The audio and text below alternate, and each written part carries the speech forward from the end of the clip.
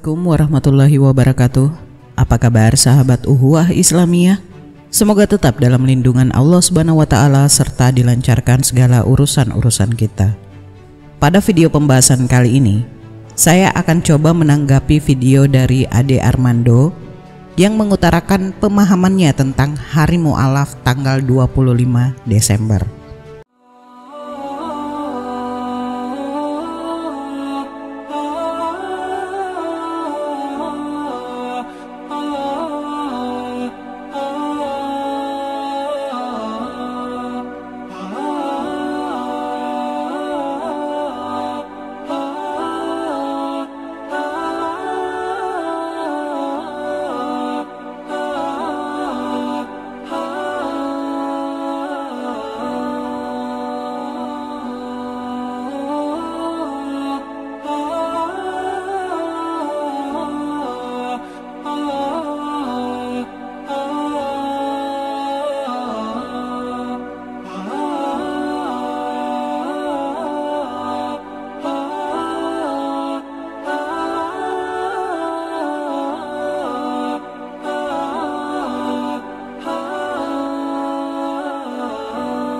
Dan tidak lupa pula saya ingin mengucapkan terima kasih yang sebanyak-banyaknya kepada yang telah mendukung channel Esa Raflesa, baik itu dukungan untuk kegiatan Esa di luar konten YouTube dan juga dukungan doa dari semuanya. Semoga Allah Subhanahu wa taala membalas semuanya dengan berlipat-lipat. Amin. Nah, bagaimana videonya? Mari kita lihat bersama dan tanggapi poin per poin. Check it out.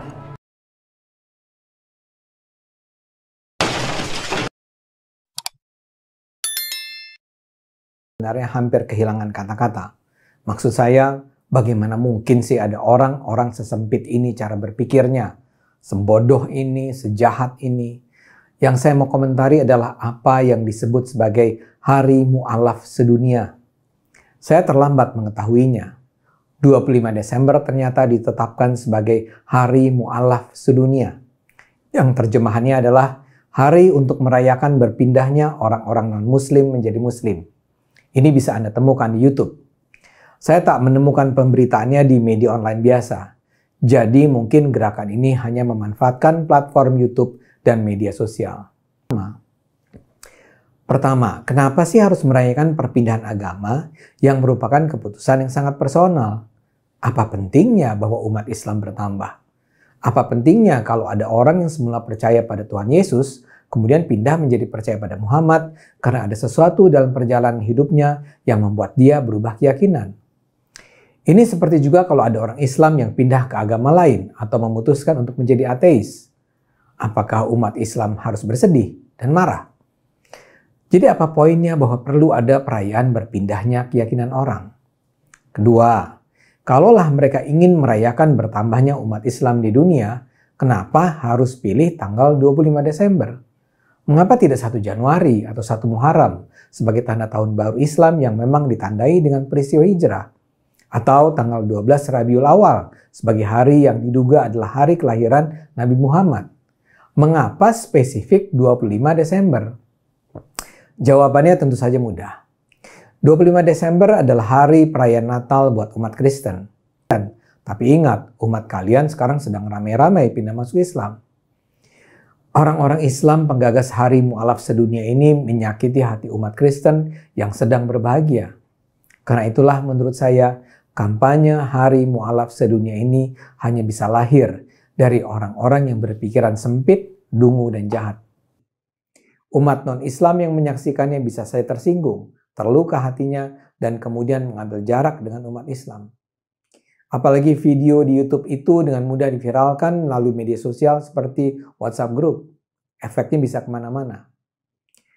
Yang ingin saya katakan, gerakan ini masih nampak kecil, namun perlu langsung direspons dan diantisipasi. Sekarang kembali ke pertanyaan semula. Mengapa mereka melakukannya? Saya tidak ingin berlebihan, tapi saya percaya ini lahir dari mereka yang merasa kalah. Lahir dari semacam putus asa, gagal, terpinggirkan, tapi juga kepengecutan.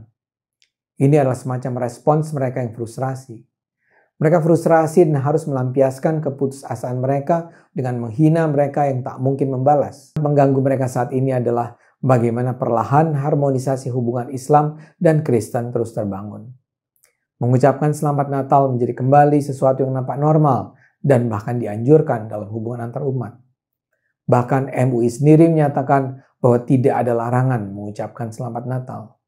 Mereka menyaksikan bahwa sejak ditutupnya FPI, perayaan Natal berlangsung secara marak di mana-mana. Ini sangat menyakitkan mereka, karena bagi mereka Kristen adalah kaum kafir. Mereka memang selalu mengatakan bahwa umat Islam tidak memusuhi umat Kristen. Tapi kalau dinilai dari perkataan dan perbuatan mereka, sangat jelas mereka membenci Kristen. Mereka tidak pernah menganggap umat Kristen sebagai saudara dalam kesatuan bangsa Indonesia. Karena itulah dalam keputusasaan mereka ingin sekali menyakiti hati umat Kristen. Mereka melihat umat Kristen sebagai korban yang paling mudah dihina dan dilecehkan. Kampanye Hari Mu'alaf Sedunia pada 25 Desember adalah perwujudan nyata dari kebencian itu. Tentu saja perayaan Hari Mu'alaf Sedunia ini tak usah dilarang. Itu adalah hak yang dilindungi dalam demokrasi. Tapi kita yang masih berpikiran waras juga memiliki hak untuk mengecamnya. Setelah melihat kurang lebihnya pemaparan dari saudara Ade Armando ini, kita cukup senyumin saja. Kenapa saya berkata seperti itu? Sebelumnya saya belum mengetahui apa sih agama atau keyakinan seorang Ade Armando ini. Yang tahu tolong komen ya. Sebetulnya apa yang dikemukakan oleh Ade Armando ini sangat-sangat simpel untuk dijawab. Apa itu? Dilindungi demokrasi. Kami juga berhak untuk merayakan atau memperingati Hari Mu'alaf tanggal 25 Desember. Jika Anda berbicara demokrasi, berarti bukan kami yang salah. Bukan kami yang dungu, pengecut, atau jahat sesuai klaim ngasal Anda. Tapi patutnya Anda salahkan demokrasi di negara kita ini. Yang dungu adalah demokrasi, yang jahat adalah demokrasi, yang pengecut adalah demokrasi. Karena baik Kristen maupun Islam sama-sama memiliki hak dan di bawah naungan demokrasi. Tapi masalahnya, apa Ade Armando ini berani berkata bahwa yang dungu ini demokrasinya? Atau yang jahat ini demokrasinya? Tentu tidak akan berani dilakukannya. Karena saya rasa beliau lebih memilih menjadi hipokrit terselubung. Sudah jelas-jelas dia ngomong kalau tidak bertentangan dengan demokrasi dan tidak ada satupun hukum yang dilanggar. Mengapa dia membuat narasi seakan-akan perbuatan menetapkan Hari Mu'alaf melanggar konstitusi negara dan menjadi ancaman yang besar? Jika berbicara soal perasaan tersakiti, bisa-bisa umat Kristen juga akan klaim merasa tersakiti. Karena dalam kitab suci umat Islam yang disalib bukan Yesus, atau umat Kristen akan merasa tersakiti bahwa mereka disebut kafir. Mengapa Ade Armando hanya mengarahkan yang tersakiti hanya umat Kristen saja? Padahal kalau dia sedikit punya pengetahuan bahwa yang mempunyai perayaan tanggal 25 Desember bukan hanya Kristen saja, bahkan paganisme yang terlebih dahulu ada mestinya juga merasa tersakiti oleh perayaan 25 Desember umat Kristen. Apakah perayaan 25 Desember oleh umat Kristen Anda berani mengatakan adalah perbuatan dungu, pengecut, dan jahat? Ini yang saya sebut bahwa Anda lebih memilih hipokrit tersembunyi. Apakah hak umat Islam harus dibatasi oleh hak umat Kristen karena tanggal 25 Desember adalah hari Natal? Apakah Hari Mu'alaf menyinggung Natal? Apakah kami membenci umat Kristen yang ada di Indonesia? Melukai perasaan mereka? Ini semua kan asumsi Anda, opini Anda. Anda berhak merayakan hari Natal tanggal 25 Desember. Kami pun berhak memperingati Hari Mu'alaf tanggal 25 Desember. Masalah tersinggung atau tidak, kami mempunyai alasan di dalam ranah keyakinan kami tentang Nabi Isa alaihissalam atau Yesus. Umat Islam tidak pernah mengganggu perayaan Natal Kristen. Silahkan umat Kristen merayakannya. Jangan ajarkan kepada kami toleransi itu apa kalau Anda sendiri tidak memahami hal tersebut. Saya kasih contoh kecil saja pada Ade Armando soal toleransi ini. Coba sebutkan tandingan satu ayat saja, lakum dinukum waliyadin, dalam kitab suci agama di Indonesia ini. Bukan masalah siapa yang lebih dulu menetapkan tanggal 25 Desember tersebut. Tidak ada hubungannya apakah umat Islam bertambah atau berkurang, apalagi umat Islam menandakan kalah atau menang. Ini bukan suatu kompetisi.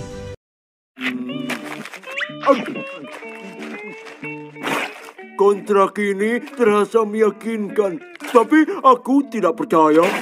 Ayo kita sakiti diri sendiri.